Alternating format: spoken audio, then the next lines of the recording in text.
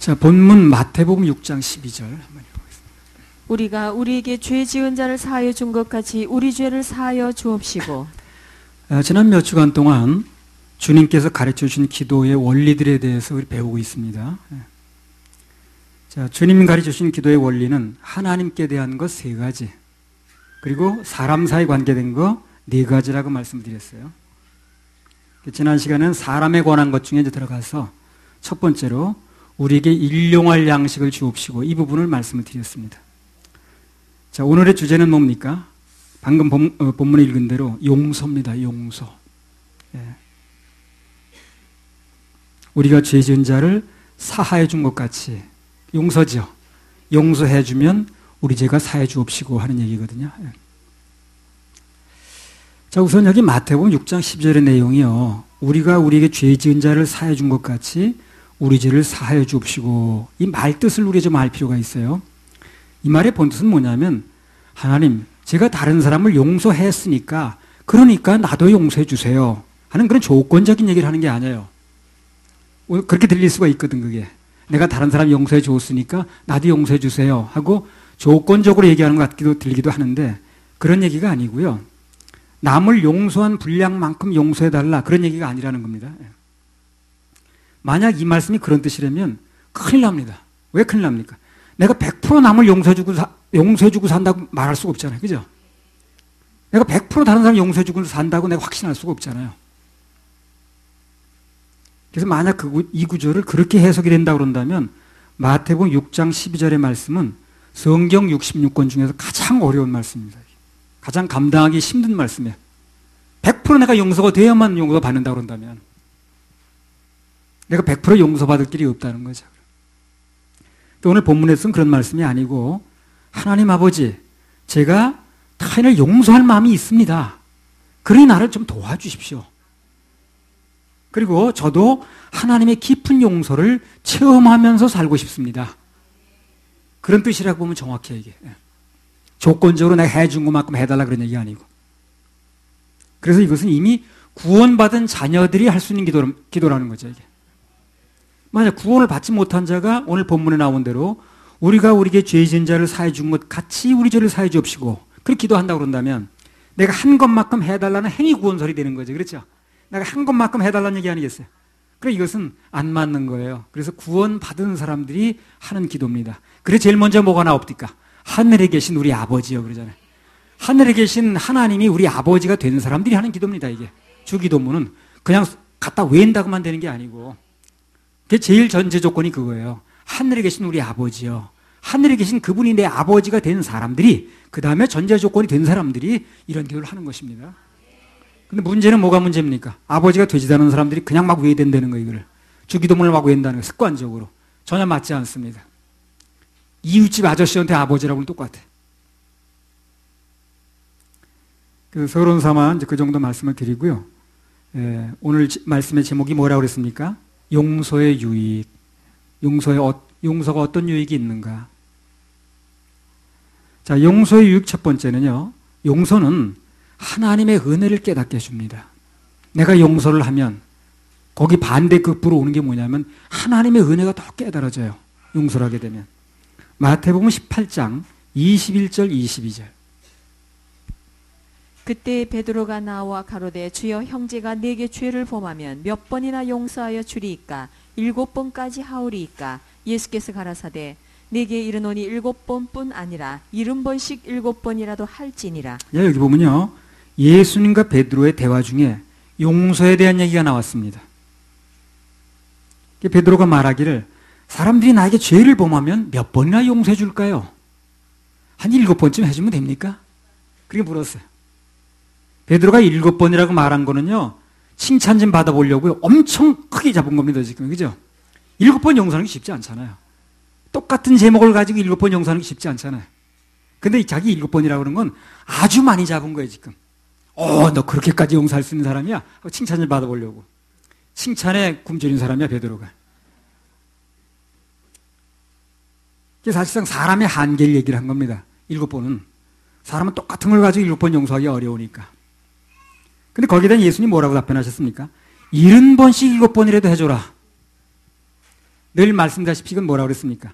단순히 숫자적으로 77이 49, 490번을 용서해 주라는 얘기가 아니고 하다 말다 잊어버리니까 무한대를 얘기하는 것입니다. 무한대. 무한대로 얘기해 주는 거예요. 무한대로 용서해 주라는 거예요.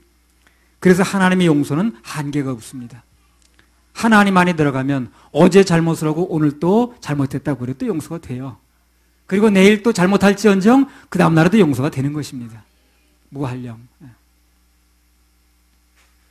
용서는 하나님의 사랑에 대한 또 다른 표현이기도 해요. 하나님의 사랑을 또 다른 표현으로 용서라고 그럽니다. 용서란 하나님의 사랑이 우리들에게 이해할 수 있도록 그게 나타난 겁니다. 이해할 수 있도록. 하나님의 사랑은 추상적이잖아요. 용서라는 것은 하나님의 사랑이 아주 구체적으로 이해할 수 있도록 나타난 게 용서라.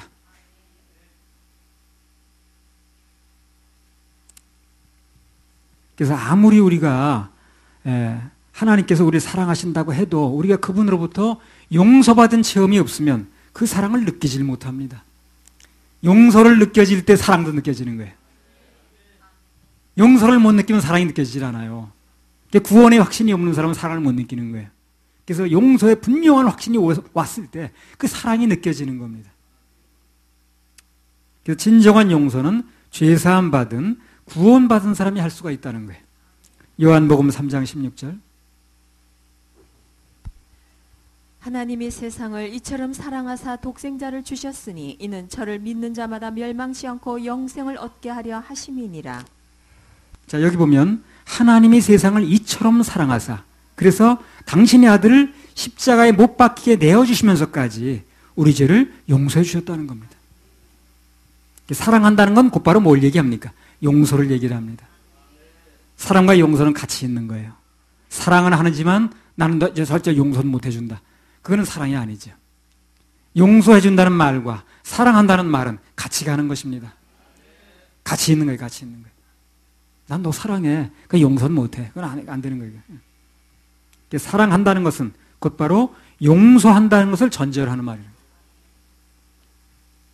그래서 그런 맥락에서 볼 때 우리도 형제 누군가의 과실을 용서해 주지 않으면 하나님의 사랑이 느껴지지가 않는 거예요. 용서와 사랑은 같이 가니까. 그러니까 누군가를 용서하지 않으면 내가 어디서 손해보는가? 하나님의 사랑이 나한테 느껴지지 않는다는 거예요. 거기 손해를 보는 거예요. 용서와 사랑은 같이 가니까. 그럼 반대로 내가 누군가를 용서해 주면 어려워도 그럼 내가 뭘 받습니까? 하나님의 사랑을 느끼는 거예요. 하나님의 사랑을 느낍니다. 이건 실제적인 거예요. 실제적인 거예요. 내가 누군가를 용서해 주면 나는 하나님의 사랑이 느껴지는 거예요. 내가 누군가를 용서해 주지 않고 계속해서 유관을 품고 있으면 하나님의 사랑이 나한테 느껴지지 않는 거예요. 어떤 걸 선택하느냐 말이죠. 어떤 걸 선택하느냐. 그래서 용서를 모르면 하나님의 사랑을 이해하지 못합니다. 하나님의 사랑이 용서로 나타났으니까. 죄진 인간들에게. 그 깊은 사랑을 이해가 안 되는 거예요. 그래서 우리가 누군가를 용서하지 않고 살고 있으면 손해를 보는 것입니다. 그래서 우리가 형제자매 더 나아가서는 타인을 진심으로 용서할 때 그때 비로소 하나님께서 나 같은 죄인을 이렇게 용서하셨구나 하는 게 실감이 되는 거예요. 그때 그 하나님의 마음이 조금씩 깨달아지는 겁니다. 용서라는 게 이런 마음이구나. 이 말을 바꿔 말하면 남을 용서하지 않는 사람은 자기도 용서의 기쁨을 누리지 못한다. 그렇게 말할 수가 있는 것입니다. 마태복음 18장 23절에서 25절.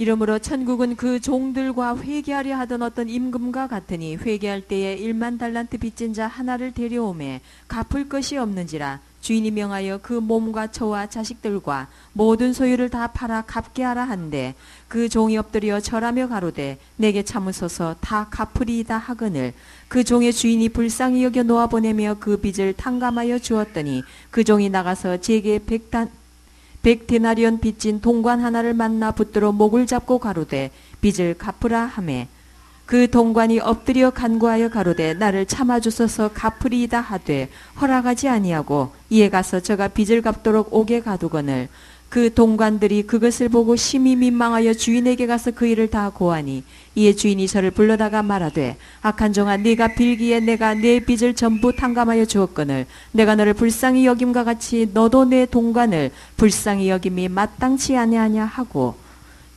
주인이 노하여 그 빚을 다 갚도록 저를 옥졸들에게 붙이니라. 너희가 각각 중심으로 형제를 용서하지 아니하면 내 천부께서도 너희에게 이와 같이 하시리라. 자, 여기 보면 예수님께서 어떤 주인과 그에게 1만 달란트 빚진 자의 얘기를 하셨습니다. 비유로. 어떤 종이 그 주인에게 1만 달란트를 빚을 졌다는 거예요. 갚을 게 없다는 거죠. 뭐 때문에 이렇게 빚을 졌는지 졌습니다. 그래서 그 몸을 내놓고 처와 자식들을 모든 소유를 다 팔아서 갚아야 될 형편이 됐다는 거예요. 그러니까 이게 그렇게 해서 될 일이 아니니까 종이 엎드려서 절하고 울고불고 하니까 주인이 불쌍히 여겨서 값없이 은혜로 그 빚을 탕감해 줬다는 거예요. 그런데 이 1만 달란트 빚진 그 빚을 탕감받은 자가 바로 나가서 자기에게 100데나리온 빚진 자를 만났어요. 그리고 목을 잡고 빚독촉을 하는 거예요. 빨리 내놔, 빨리 갚아, 언제 갚을 거야. 그 사람이 당장 못 갚겠다고 그러니까 갚을 때까지 옥에 가뒀다는 거거든요. 이게 예수님 비유 속에 나오는 얘기입니다. 1만 달란트와 100데나리온은요 엄청난 차이입니다. 이게 비교가 안 될 정도예요. 뭐 예를 들면 뭐 돈 1,000억 원하고 뭐 한 돈 10,000원 차이라고 그럴까요? 하여튼 그럼 이 비유의 실질적인 의미는 무엇인가? 예수님께서 왜 이런 비유를 말씀하셨느냐는 거죠. 여기서 말한 빚은 죄의 빚을 얘기를 합니다. 죄의 빚. 그럼 여기 1만 달란트라는 엄청난 빚을 값없이 은혜로 탕감해 주신 분은 누구신가? 하나님이시죠. 그렇죠? 예. 그럼 1만 달란트라는 빚을 진 자는 누굽니까? 우리입니다. 납니다. 한번 해도 납니다. 접니다. 예. 여러분과 저예요. 그러니까 이게 어떤 딴 사람 얘기를 하는 게 아니라 빚을 엄청나게 지고 갚을 수 없어서 죄의 빚으로 지옥 갈 수밖에 없었던 우리 인간들을 하나님이 갚아주셨다는 얘기를 하는 거거든요. 도저히 내 힘으로 갚을 수 없는 지옥 갈 모든 죄를 탕감받은 사람들이 바로 우리라는 거죠. 그런데 중요한 것은 우리가 나에게 100데나리온 빚진 자를 용서해 주지 않으면, 조금 나한테 잘못한 사람, 조금 유감 있게 한 사람을 용서해 주지 않는다면 그 1만 달란트 탕감받은 은혜가 누려지지 않는다는 거예요. 그 손해보는 거예요. 그 1만 달란트 탕감받은 그 내용이 나한테 느껴져 와야 되는데, 그게 믿어져야 되는데, 그게 누려져야 되는데, 그게 누려지지가 않는 거예요. 조금만 내가 그 받을 거, 그거 유감 있는 거, 이걸 못 받아내는 바람에 실감이 안 난다는 거죠. 그래서 오늘 이 사건을 이제 용서 안 해주고 감옥에 가뒀다 그러니까 그 전애들은 원래 주인이 그 악한 종에게 다음과 같이 말을 했습니다. 18장 32절 34절. 이에 주인이 저를 불러다가 말하되 악한 종아 내가 빌기에 내가 네 빚을 전부 탕감하여 주었거늘 내가 너를 불쌍히 여김과 같이 너도 내 동관을 불쌍히 여김이 마땅치 아니하냐 하고 주인이 노하여 그 빚을 다 갚도록 저를 옥졸들에게 붙이니라. 자, 우리 보통요 간음죄를 범하면 사람들이 큰 죄진 걸로 봅니다. 아니 그 사람이 간음죄를 졌단 말이야. 아니 그 무슨 뭐 요새 뭐 국회의원이 뭐 또 어떻게 했다고. 그러니까 하여튼 좌우지간 그냥 뭐 그 사람이 그런 간음죄를 졌단 말이야. 아이고 그 사람이 큰일 났네. 그러나 이것도 성서적으로 판단해 볼 필요가 있어요. 성경은요 미워하거나 그렇게 뭐 누구를 유감을 품거나 용서치 못하는 마음을요 훨씬 더 크게 봅니다. 간음보다. 자, 요한복음 8장에 무슨 사건 나옵니까? 간음한 여자 사건이 나오면 그 여자 용서 받았어요? 받았습니다. 그런데 오늘 남을 용서치 못한 자는 옥에 갇힌다고 그랬습니다. 용서가 될 때까지 나오지 못한다고 그랬습니다. 그럼 어떤 게 더 큰 거예요? 성서지 볼 때. 용서하지 못하는 거, 미워하는 게 이게 더 큰 거예요.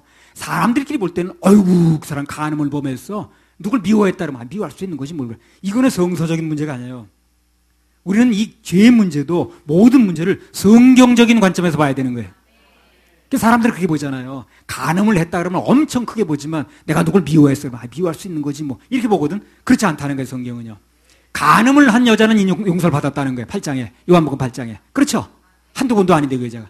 그러나 용서를 못 해준 사람은 옥에 갇혀서 나오지 못한다는 거예요. 그만큼 크게 보는 거예요. 용서하지 못하는 것을, 미워하는 것을.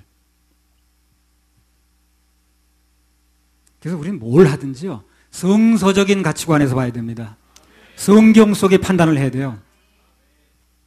세상적인 판단은 간음이 더 크게 보이고 누굴 미워했다는 건 넘어갈 문제인지 모르지만 그래서 성경적으로 보게 되면 요한복음 8장에 몇 번씩이나 간음을 한 여자도 별 문제 삼지 않고 용서해 주셨어요, 예수님이.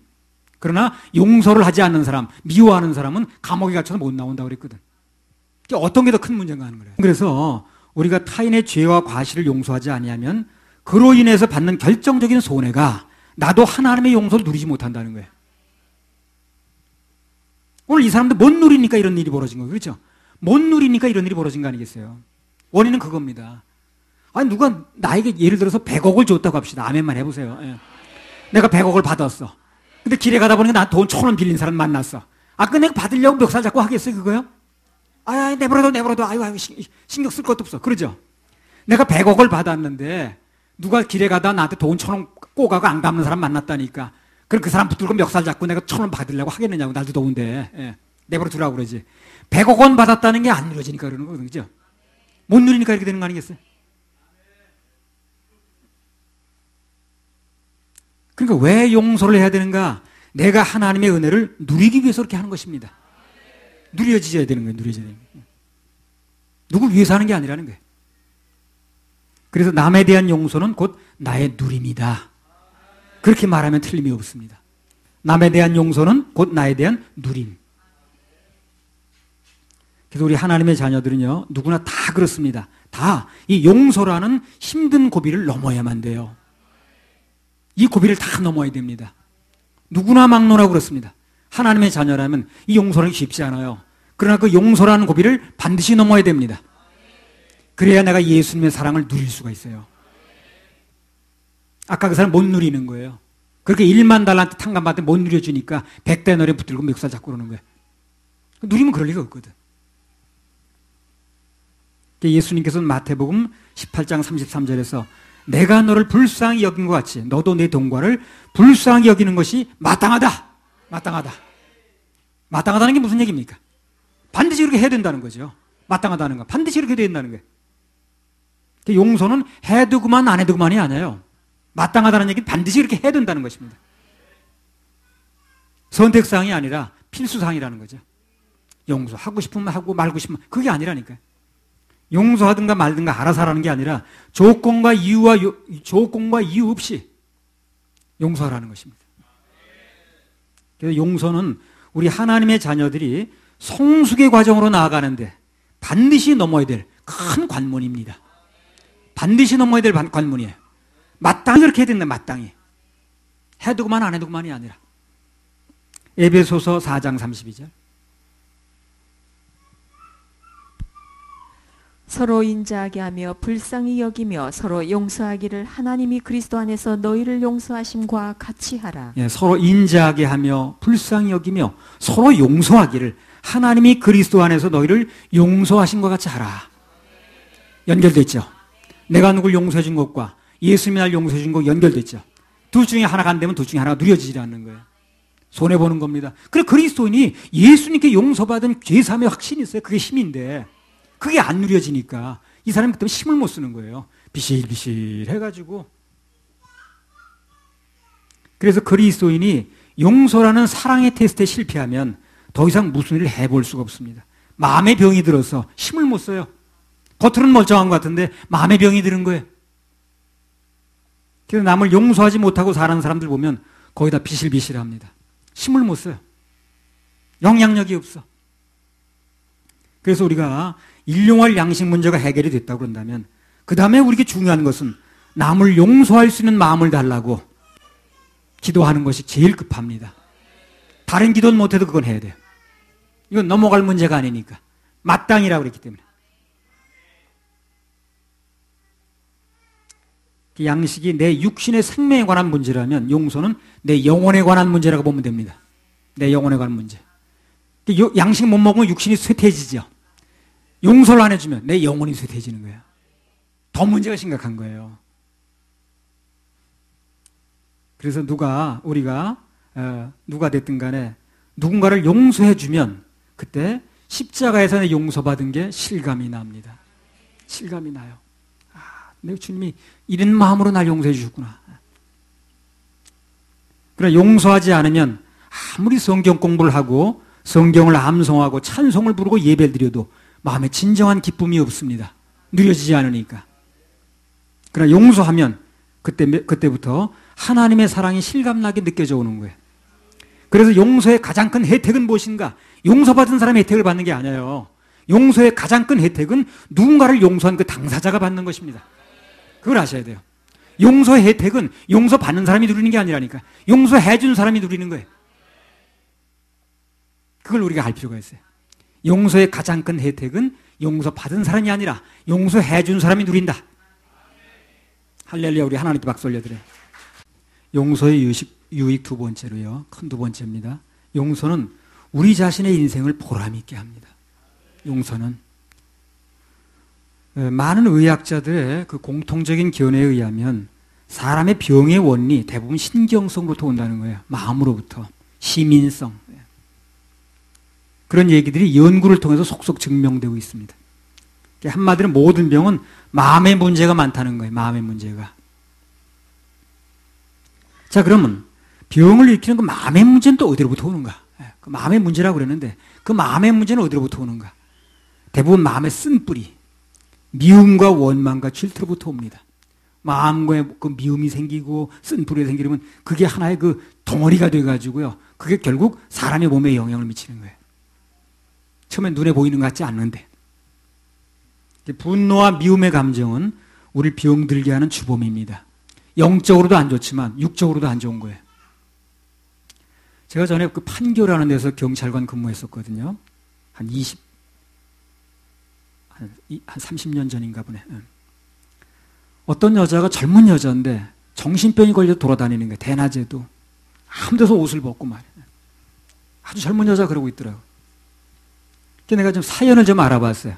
관내에서 일어난 일이니까. 저 젊은 여자가 왜 이렇게 정신이 나가서 저렇게 아무 데서 옷을 벗기도 하고 저렇게 돌아다니는가. 누군가를 막 욕을 하면서.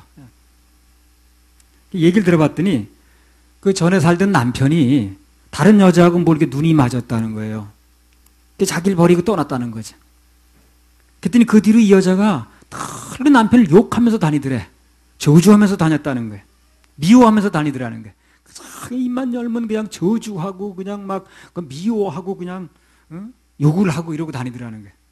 그래도 결국 어느 날 정신병이 들었다는 거예요. 그래가지고 그러고 다닌다는 거예요, 지금도.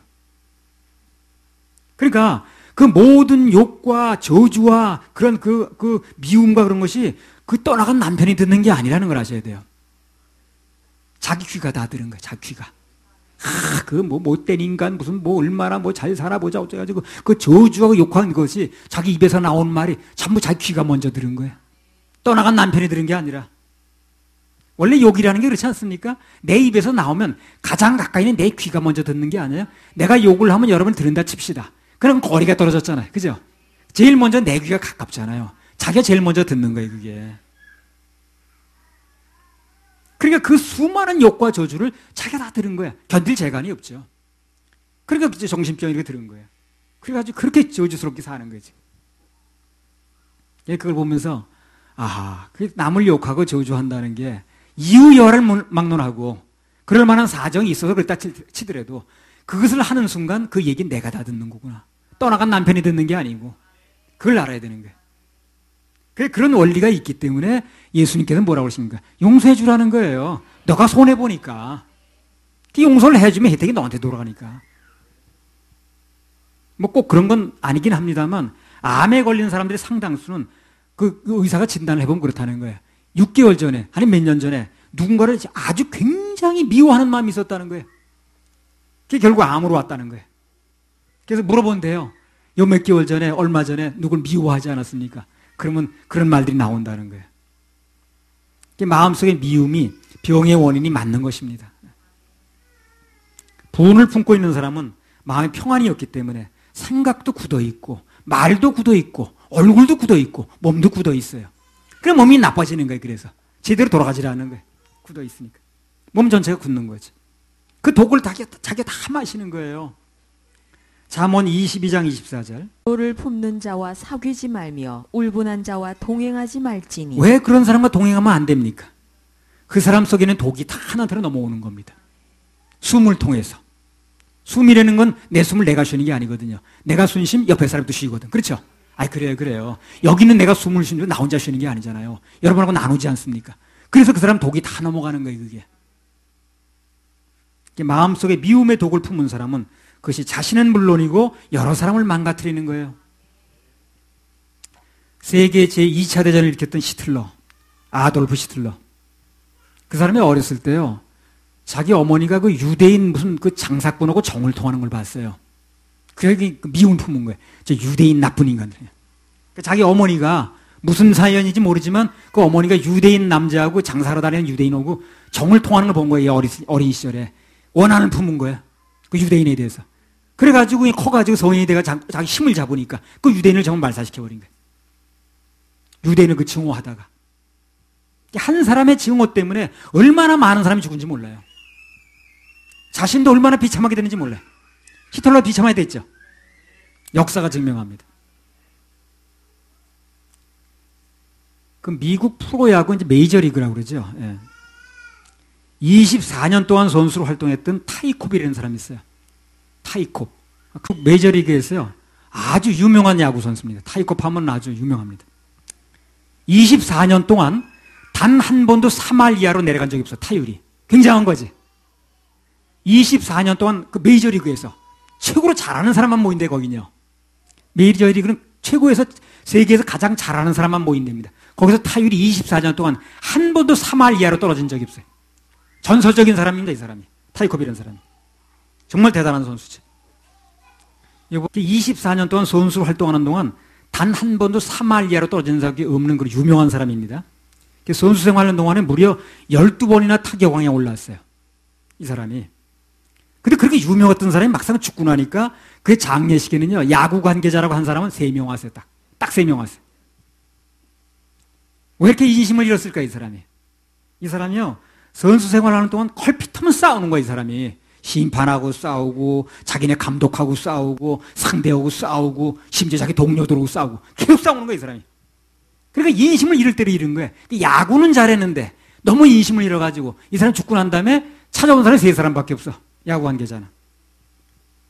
근데 그 이유를 나중에 알고 보니까요, 어렸을 때 자기 아버지가 총에 맞아 죽었어요. 타이콥의 아버지가.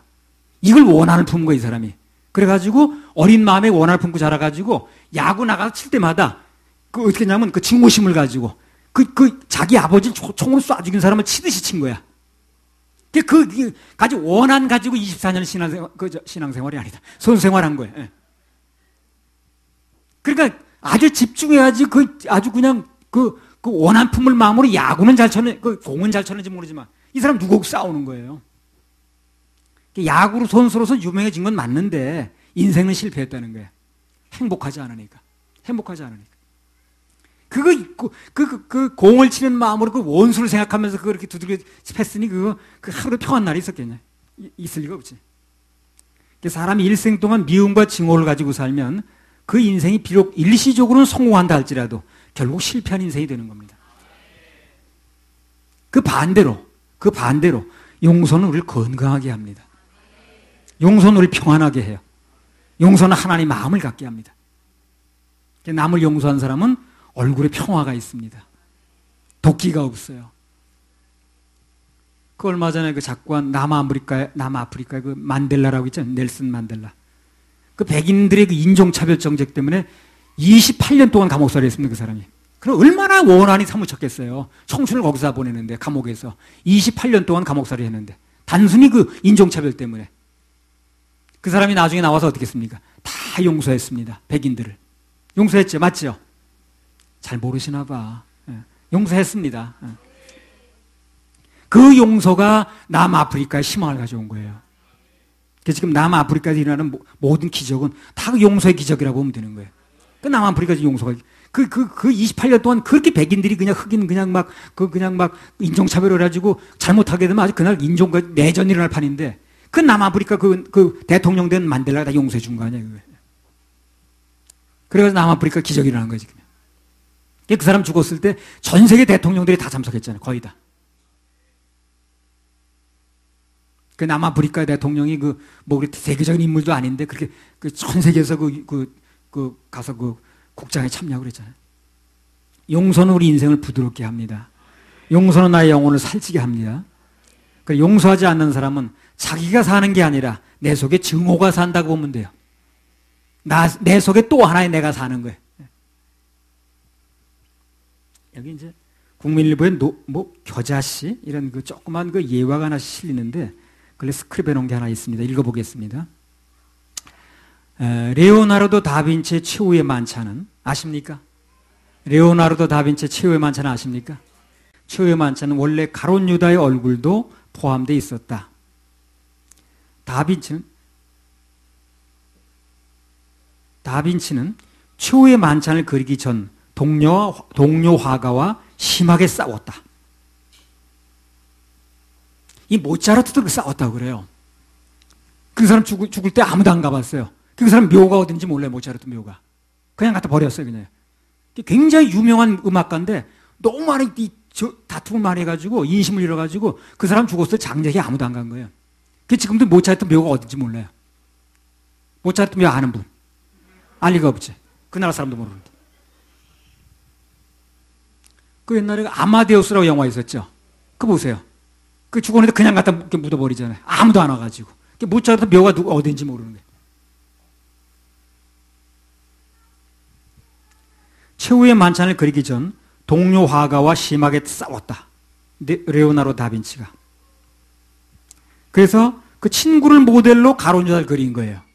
대판 싸운 그 친구를 모델로 가롯 유다 얼굴을 그린 거예요. 그리고 다른 11명의 제자들을 그렸다. 마지막으로 예수님을 그리려 했지만 좀처럼 인자한 예수님의 형상이 떠오르질 않았다. 고민이 되는 거예요. 안 떠올라서. 다빈치는 그림에서 가롯 유다의 얼굴을 지워버렸다.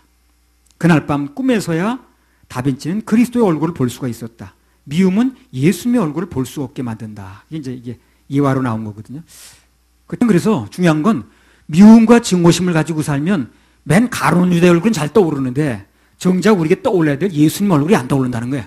얘기는 그거예요. 용서를 안 하면 맨 자나깨나 그 사람 얼굴만 떠오릅니다. 신기하죠. 그 사람 보기도 싫어 죽겠는데 용서를 안 하면 눈을 감으나 뜨나 그 얼굴만 떠올라. 언제나 서나 그분 생각.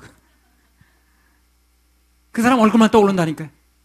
그래서 본의 아니게 그 사람을 내 마음에 품고 사는 결과가 돼버려. 그러니까 용서해줘야 되는 거예요.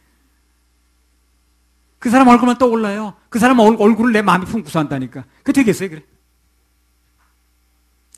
그래, 용서를 하고 살면 그 생에는 언제나 예수님이 환한 얼굴이 떠오르는 그런 인생이 되는 것입니다. 그래서 우리 인생에서 누군가가 용서가 잘 안 되면 꼭 하나 기억할 일이 있어요. 그게 뭐냐면 그것은 내가 용서하지 못한 그 사람을 하나님께서는 이미 용서했다는 것입니다. 그걸 우리가 알 필요가 있어요. 내가 용서를 안 했다 할지라도 예수님은 이미 용서했다는 것입니다. 십자가에서. 나만 안 하고 있는 거예요. 내가 안 한다고 해서 그 사람 용서가 안 되는 게 아니에요. 하나님은 다 용서를 하셨어요. 그래서 내가 누굴 용서하지 못한다면 그것은 나 혼자만 쓴 뿌리에 멍들고 나 혼자만 병들고 나 혼자만 갇혀있고 나 혼자만 손해봐요. 아까운 내 인생만 망가집니다. 그래서 용서하지 않으면 자기 인생을 어렵게 만드는 거. 이것은 개인이나 국가나 다 똑같습니다. 우리나라도 그래요. 국가적으로 이런 일 저런 일도 미움과 분노의 감정이 꽉 차 있어 우리나라가. 무슨 사건이라고 다 얘기하지 않겠습니다. 하여튼 지금 이런 일 저런 일 때문에 우리나라 사람들이 아주 마음에 아주 미움이 꽉 차 있어 그냥. 분노가 꽉 차 있고. 그걸요 사단이 그 마음을 자꾸 들춰내가지고 어떻게 합니까? 부추기는 거예요. 분노에 불을 지르는 거예요 지금. 그래야 사람들이 마음의 은혜가 끊어지거든. 우리 사람들 마음속에 은혜가 끊어지게 만들려고 그 일어난 사건을 자꾸 들춰내가지고 자꾸 불을 지르는 거예요 사단이. 그거 넘어가면 안 돼요. 우리는 과거에 쓴 뿌리 자꾸 들춰내가지고 응징하는 게 중요한 게 아니고 그래서 얻는 게 없으니까. 그래서 우리는 하나님의 은혜를 구하는 게 중요한데 만약에 누군가 이미 지나간 일 때문에 가슴 아픈 사람이 있다고 그런다면 명예를 회복해주면 되는 거예요. 그렇죠? 충분한 보상을 해주면 되는 거예요. 그래서 해결해야지 미워하고 증오해서 해결되는 게 아니라는 거예요. 그러니까 사단이 부추기는 거라. 왜 증오의 마음이 미움의 마음이 사단의 마음인가? 그걸 한번 말씀드릴게요. 그 이유는요, 사실 누군가가 가슴 아픈 일이 생긴 게 하나님이 만든 게 아니라는 거예요. 그렇죠? 누군가 가슴 아픈 일이 벌어진 게 하나님이 만든 게 아니잖아요. 요한복음 13장 2절.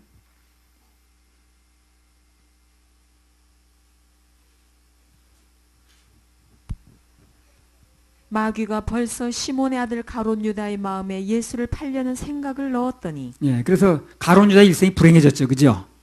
그 불행하게 만든 장본인이 누굽니까? 사단이 넣었잖아요. 사단이 넣은 거예요. 한마디로 그 모든 일은 사단의 마음이 들어가서 이 사단이 그 마음속에 무자비한 마음이 들어가고 탐욕의 마음이 들어가고 배반하고자 하고 싶은 마음이 들어가서 그렇게 만드는 거라. 최종적인 책임은 사단에게 있습니다. 근데 거짓의 명수인 사단은 자기가 그렇게 만들어 놓고 자기가 저질러 놓은 일들을 정의라는 이름으로 둔갑시키는 거예요. 정의. 그래서 둔갑시켜가지고 사람들 마음속에 정의감이라는 마음으로 둔갑시켜가지고 미움이 일어나게 만들고 분노가 일어나게 만들고 원망의 불길을 일으키는 거라. 온 나라를 시끄럽게 만드는 거예요. 복수의 칼을 갈고 있는 사람들 보게 되면 전부 마음속에는 미움이 차 있고 증오가 차 있고 그냥 그게 꽉 차 있으면서 겉으로는 뭐라 그럽니까? 정의. 정의 때문에 그런데. 무슨 정의? 무슨 정의? 예수님이 용서해 주라고 하셨는데 그 말씀을 거역하고 미운 마음을 가지고 있는데 무슨 정의? 말씀대로 하는 게 정의지. 그렇죠? 예수님 말씀대로 하는 게 정의지. 말씀은 용서해 주라고 그러는데 나는 그 미워하고 증오하고 그 사람 저주하면서 무슨 정의냐니까. 그래서 우린 그러한 마음들이 어디로부터 오는 걸 알아야 됩니다. 안 그러면 평생 사단에게 놀아날 수밖에 없어요. 사단은 사람을 부추겨가지고 괜히 사람들의 마음을 어지럽게 만들고 사람들 마음속에서 평화만 제해버리는 거예요. 결과적으로 모든 것을 파멸로 몰고 갑니다. 멸망으로 몰고 가는 거예요. 거기 걸려든 사람 다 망했어요. 가롯 유다도 망했습니다. 압살롬 뭐 성공했어? 암논 망했습니다. 나는 지금 내 마음속에 나 저 사람 미치도록 밉다. 그런 사람이 없다는 게 참 감사해요. 예. 난 미워할 소지가 있는 사람이 많이 있거든. 예. 근데 내 마음속에 저 사람 내가 그림자마다 밉다. 정말 꿈에 만날까 봐 두렵다. 하는 사람이 없다는 거. 이게 참 감사하겠다. 예. 하나님의 은혜입니다. 정말. 하나님의 은혜. 그렇게 미운 사람이 있으면 어떡하겠어. 그럼 내가 무슨 힘을 쓰겠냐고. 그래도 참 내 마음속에 저 사람 내 그냥 사무치도록 그냥 아주 내가 밉다 하는 사람이 없다는 거. 그 사무엘 하사에 보게 되면요, 그 압살롬의 마음에 그 이제 또 미움을 넣은 거예요, 사단이. 결국 아버지를 상대로 반란하게 만들고, 그래서 압살롬이 그냥 그 산채로 그냥 매달려가지고 심장이 찔려 죽고 그러잖아요. 결과적으로 비참해지잖아요. 그러니까 이유 여하야 어찌됐든 간에 미움과 원망이 있는 곳에는 결국 파멸과 온갖 나쁜 것들이 있다는 거. 그걸 우리가 알 필요가 있어요. 그래서 우리 행복한 인생이 되려면 모든 것을 용서의 차원에서 봐야 됩니다. 화해의 차원에서 봐야 돼요. 그게 바로 예수님의 마음이라. 예수님의 마음이라. 우리 인생은 너무 짧고 또 한정적이어서 그렇게 미워하고 증오하고 그렇게 살 시간이 없어요, 사실상. 우리 인생이 몇백 년을 산다고 그런다면 한 몇십 년 정도는 미워하고 살고 그렇게 할 수도 있겠지만 인생 70이요 강건한 80이라 인생이 길지 않습니다. 그것도 이미 절반은 살았어요. 전부 다 거의 다. 여기 앉아있는 사람 몇 사람 빼놓고 절반은 살았습니다. 우리가. 그러니까 나머지 시간 사랑만 해도 모자랍니다. 미워할 시간이 없어요. 사단은 사람들로 하여금 자꾸 시시비비를 가리고 그로 인해서 원망과 증오심만 심게 만들어가지고 큰만 생각하게 만들어가지고 결국 아까 세월만 다 놓치게 만드는 거예요. 그래서 그런 그 미움 가지고 사는 세월 동안 영혼에 대해 관심 못 갖게 만들고 사랑할 사람 사랑하지 못하게 만들고 누릴 거 못 누리게 만들고 예수님의 용서 못 누리게 만들게 하는 거죠. 영혼에 대한 관심을 엉뚱하게 돌리게 만들고. 살다 보면 누구나 이런 일 저런 일로 미움과 증오의 마음이 생겨날 수가 있습니다. 있어요. 어떤 사람은 그런 것을 해결 방법을 어떻게 합니까? 차라리 잊고 지내. 안 보면 그만이지 뭐. 그건 없어진 게 아니에요. 내 마음속에 남아있는 겁니다. 안 보인다고 그게 내 마음속에 없어지는 게 아니에요. 해결된 게 아닙니다. 진정한 해결 방법이 아니에요. 철저하게 사단의 속임수에 넘어가고 있는 겁니다. 마음속에 문제가 해결이 안 됐으니까. 마태복음 18장 18절.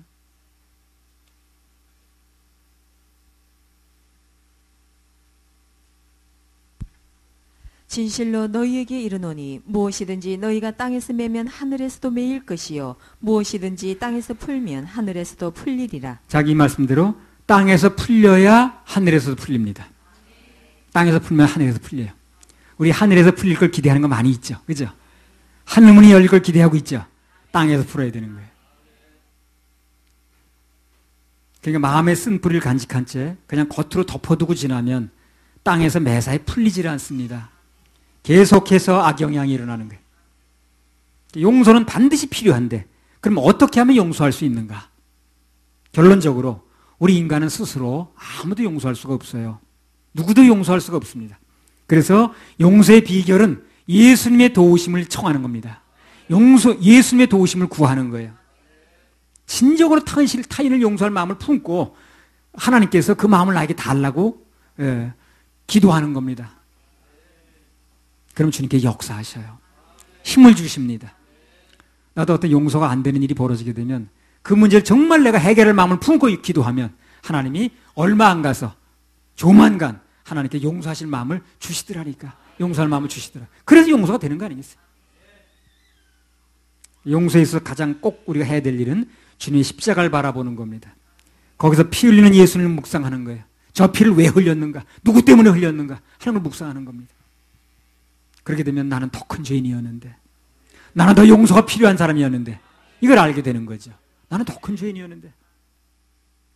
십자가를 바라보고 그 십자가 위에서 나를 위해 고난당하신 예수님 묵상하면 용서의 능력이 생기는 겁니다. 더 큰 죄인, 작은 죄인이 따로 있지 않아요. 주 안에서는 큰 죄가 있는가 작은 죄가 있는가 문제가 되지 않습니다. 누구의 죄가 큰가 작은 건 문제가 되는 게 아니에요. 있는가 없는가 문제가 되는 거예요. 근데 나도 죄가 있었던 사람이라면, 예수님의 보혈의 공로로 용서받은 사람이라면, 1만 달러의 빚을 탕감받은 사람이라면 나도 100달러를 해결할 필요가 있다는 거예요. 그러면 1만 달란트의 빚이 탕감된 게 내게 누려지는 거예요. 마태복음 18장 35절. 너희가 각각 중심으로 형제를 용서하지 아니하면 내 천부께서도 너희에게 이와 같이 하시리라. 그래서 우리가 이 말씀 앞에 떳떳할 수 있다면, 즉 나는 하나님 앞에서 전혀 용서받을 일이 없습니다. 다 잘했습니다. 그렇다고 자신한다면 용서 안 해주고 살아도 돼요. 나는 아무것도 용서받을 게 없습니다. 난 다 잘했습니다. 라고 한다면 용서할 필요 없습니다. 난 이거 다 잘했으니까. 그러나 그렇지가 않은 사람이라면 나를 위해서라도 용서는 필요한 거예요. 한번 따라해 보겠습니다. 주여, 주여, 나에게 용서의 마음을 주옵소서. 주여, 나에게 용서의 마음을 주옵소서. 진정으로 기도했다면 그 마음이 주님으로부터 임합니다. 능력을 주실 거예요. 할렐루야. 우리 하나님께 박수 올려드립니다. 정말 용서할 마음을 가지고 그렇게 기도했다면 주님께서 그 마음을 주십니다. 자, 오늘 말씀을 정리하겠습니다. 용서의 유익에 대해서 말씀을 드렸습니다. 용서는 우리가 하나님께 받은 은혜와 용서를 실감나게 한다고 그랬어요. 용서를 하게 되면 그것을 실감나게 내가 누려진다고 그랬습니다. 그래서 용서의 여기 큰 두 번째는요, 용서할 때 우리는 영적으로, 육신적으로 보람차고 빛나는 인생을 살 수가 있다고 그랬습니다. 그래서 용서의 가장 큰 혜택은 용서를 해준 그 사람에게로 돌아간다고 그랬어요. 그래서 우리 서울교회에 있는 분들은, 또 생선의 선교협회에 속한 분들은, 그리고 오늘 인터넷에 듣는 분들은 한 분도 이 용서의 문제에 실패해서 하나님의 용서의 혜택을 누리지 못하는 그런 불상사가 없길 바랍니다. 다 하나님 앞에서 용서를 누리고 살길 바랍니다. 할렐루야. 하나님의 박수 올려드려요.